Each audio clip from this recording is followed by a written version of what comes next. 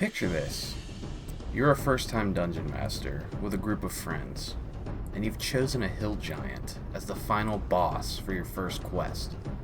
And after hours of build-up, your players arrive at a destroyed farmstead, looted by said hungry hill giant. They initiate combat, but to your absolute dismay, you discover it has two basic attacks, a club swing and a rock throw. There's no leveraging its massive size, no tactics, no flavor, just basic attacks. Well, hello and welcome. My name is Anthony and today I'm going to be your dungeon master. I'm going to be doing a tutorial of sorts to help newer dungeon masters and maybe give some tips to some seasoned ones about how to make a creature stat block more interesting, starting with one of the most misused creatures in all of 5e Dungeons & Dragons, the Hill Giant. Now, little disclaimer, this will increase the difficulty of the giant, but I feel the victory over a hard-fought battle is more fulfilling than an effortless win. That's sort of my design philosophy with this. So, let's take a look at the Hill Giant stat block from the 5e Monster Manual. The website that I'm using to make these changes, for anybody that is curious, is the Dungeons & Dragons 5e stat block generator. It's a really good website. I will leave the link in the description of this video. So, the basic Dungeons & Dragons 5th edition Hill Giant. Looking at its stat block, we see that it is a huge giant, obviously. It has 105 hit points, 40-foot movement speed. The one thing that I think the Hill Giant stat block gets right and doesn't really need to be touched is its ability scores.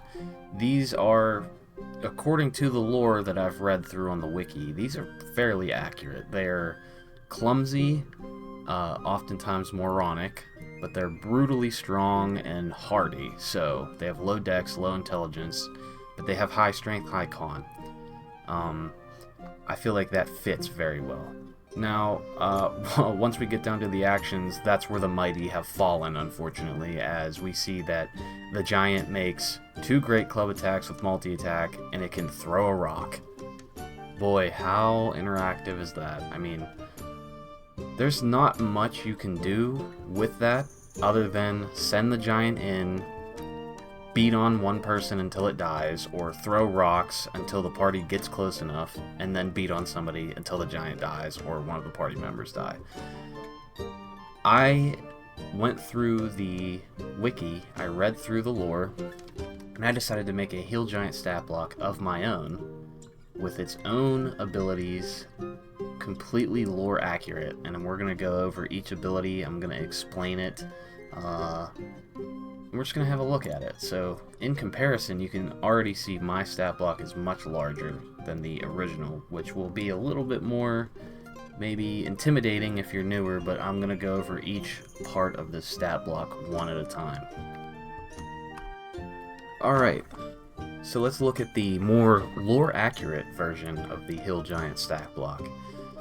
I didn't make any changes to the upper left portion of the stat block, as you can see here. The armor class, the hit points, the speed, all the ability scores are the same. I didn't give it any more skill proficiencies or proficiencies in any saving throws because it didn't really need it. These are still essentially Hill Giant commoners, if you could think of them like that. So this would be your basic, if you could look at Hill Giants from a human perspective, these would be a commoner Hill Giant. So, the first thing that you will notice is I did increase the challenge rating to 8 because I felt that was an appropriate measurement of difficulty for this Hill Giant.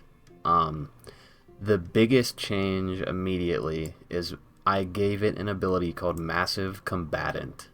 What this means is, if the giant is unarmed or has one free hand, it may use its size to its advantage to overpower a creature that is any size category smaller than the giant. And you can see the abilities that it includes, and then this is the big change right here, Emotional Outburst. It says in the lore of the Hill Giants that they are they're very quick to rage, and they are often known for throwing tantrums when they're deceived, mocked, or otherwise humiliated. So I gave you some things to work with, even in a role-playing situation, rather than only combat. So you'll see it says, when the hill giant becomes bloodied, which is half hit points or lower, or is deceived, mocked, or otherwise humiliated, roll a d6, and you can see on the chart here, each 1 to 3, each roll on the d6 will do something different depending on what you roll. So on a 1 to 3, the giant falls into incoherent blubbering and sobbing, becoming stunned until the end of its next turn. Giants, in the lore, it states that they are known for actually breaking into these states of mind whenever they are close to death. So they are a bit cowardly, so I didn't want to give them a fear effect, but I think breaking down and incoherently blubbering and sobbing is a good effect to be stunned by. I said it has no effect outside of combat because you can just take this as the low intelligence portion of the stat block, where it just simply, like, let's say the bard comes up and he makes a witty quip and he insults the giant's intelligence. Well, if you roll a d6 and you roll a 1 to 3, the giant probably doesn't understand that the joke was at his expense, and nothing happens. On a 4 to 5, this is where it starts getting more interesting. The giant becomes scornful, flying into a rage, and immediately takes an action to attack the nearest non-giant creature. Pretty self-explanatory. It shows them being ill-tempered. So if your bard walks up and he makes an insulting joke against a giant, and he does recognize that he's being made fun of, he might smash the bard with his club or throw a rock at him. On a 6, this is where it really gets fun. The giant begins a fueled rage tantrum. It gains the use of the Rip bonus action and takes half damage from all sources except psychic damage. So he gains a bit of a rage-like damage reduction while he's at half hit points or lower if you roll a 6 on a d6, which is the least likely thing to happen on this chart, but if it does, he can be really scary. Now, this effect lasts until the giant takes a rest, calms down, grows hungry, or otherwise distracted. This is more for role-playing, but if a person maybe casts Calm Emotions, the giant could lose these abilities, and you can kind of use that as like a fun way to make a tactical decision to try to calm the giant down. Now we're going to go down to the attacks.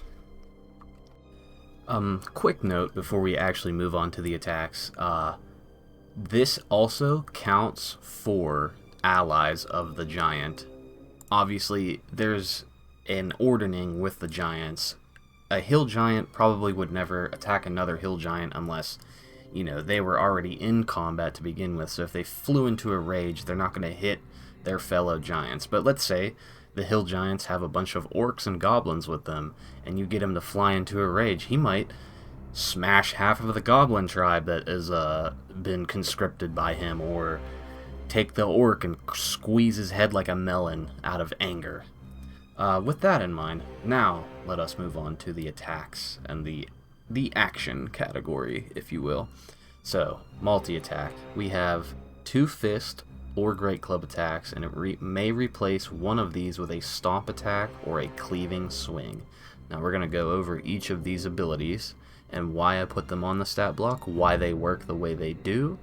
So let's start with the huge great club. I aptly renamed because the giant is huge, his weapon is considered a huge weapon. So if a player were to try to pick this up after killing the giant, or slaying the giant, if you will, or even if they make him drop it via the command spell, we'll say, as an example, they can't pick this up unless they had incredibly high strength.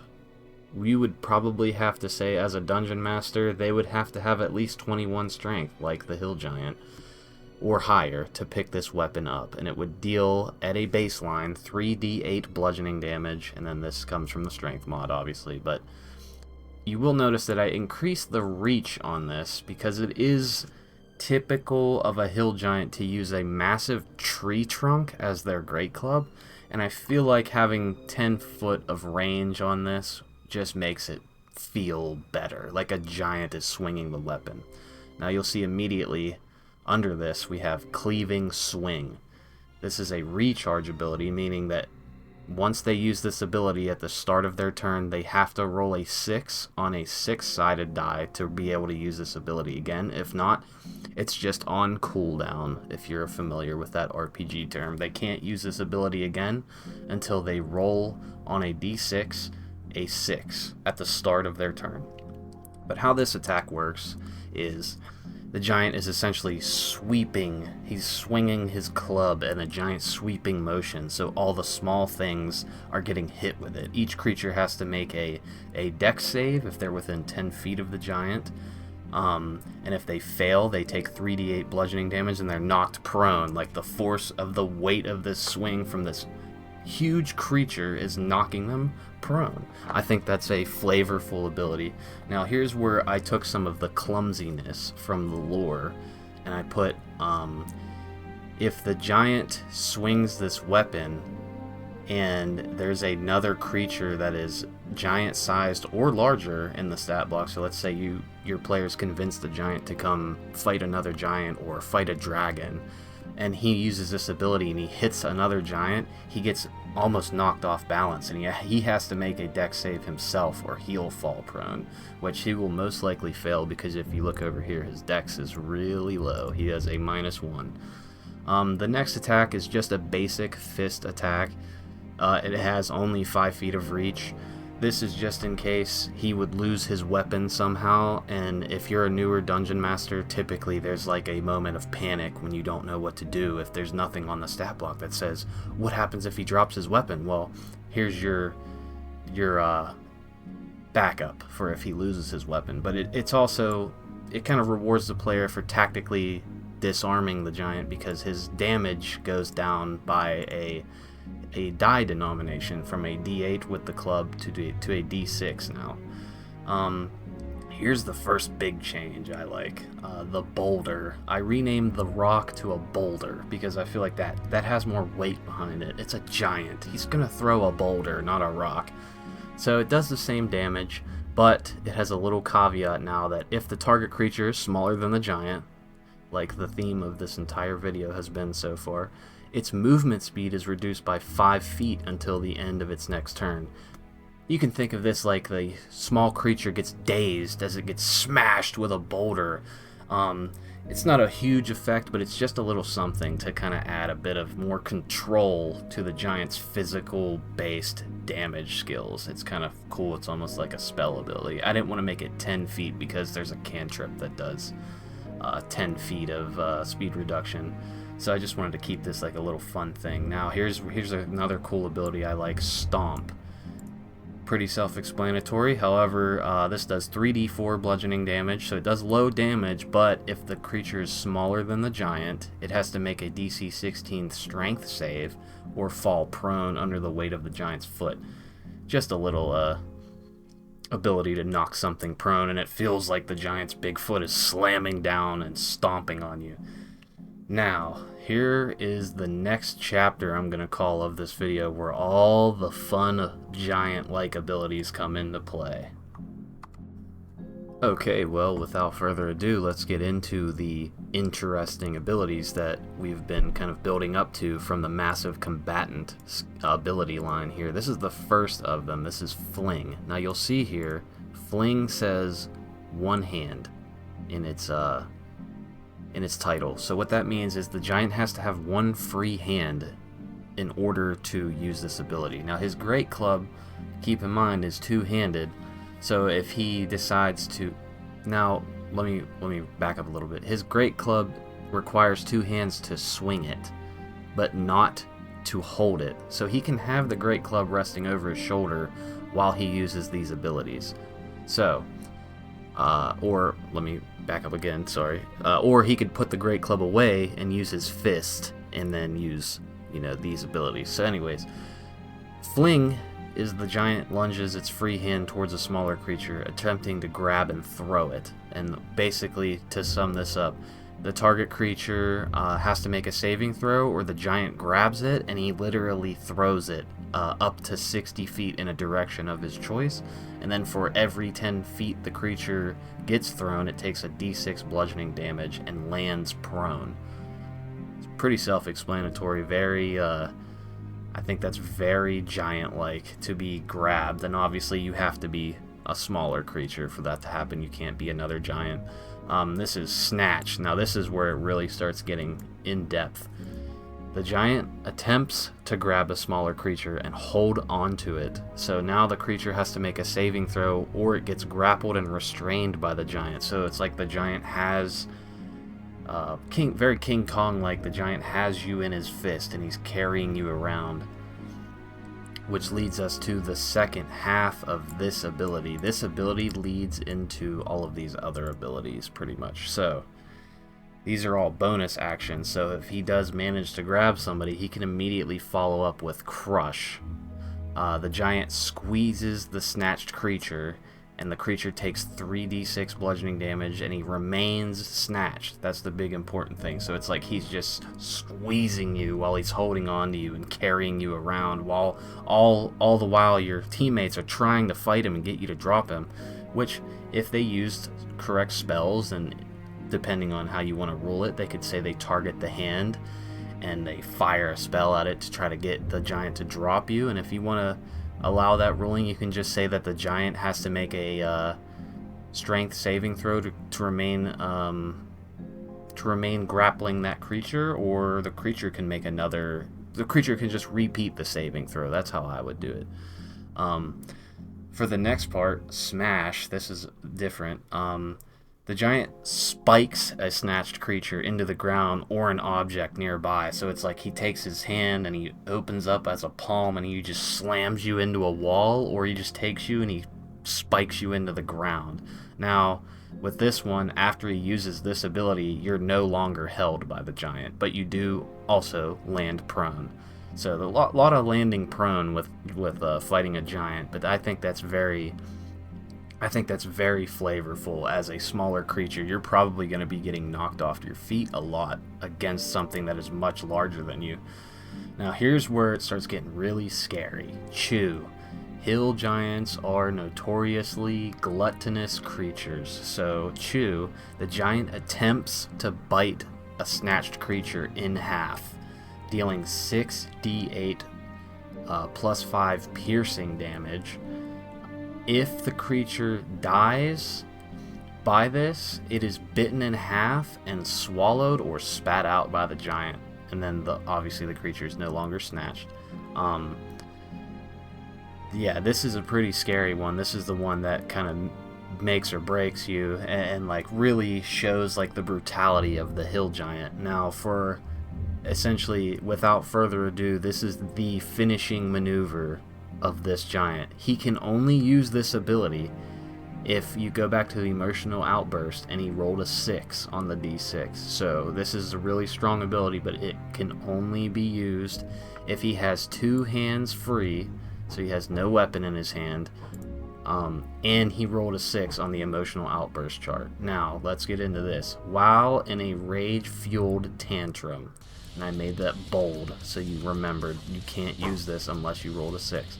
The giant uses both hands and begins ripping a snatched creature apart, dealing 6d10 slashing damage.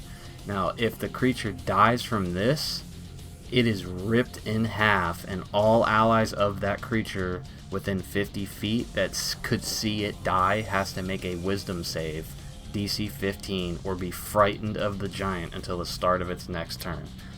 I think that is quite the coup de grace for the giant, and I think the giant kind of needed something, 2 abilities at least, that could essentially insta-kill a player character.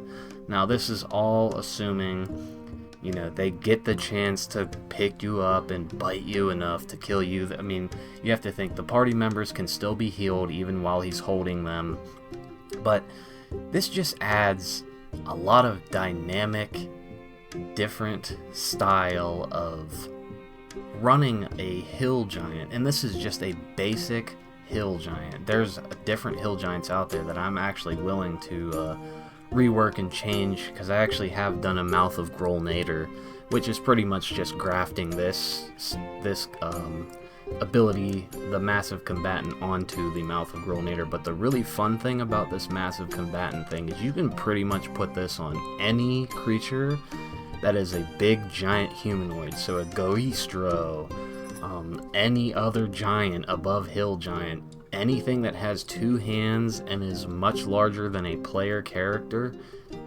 you can use this. It's pretty fun. I highly recommend it. I will have a link in the description to a Google Docs file where you could just download this stat block. It'll also have the file that you can use to load the stat block up yourself, and you can make changes to it that you see fit.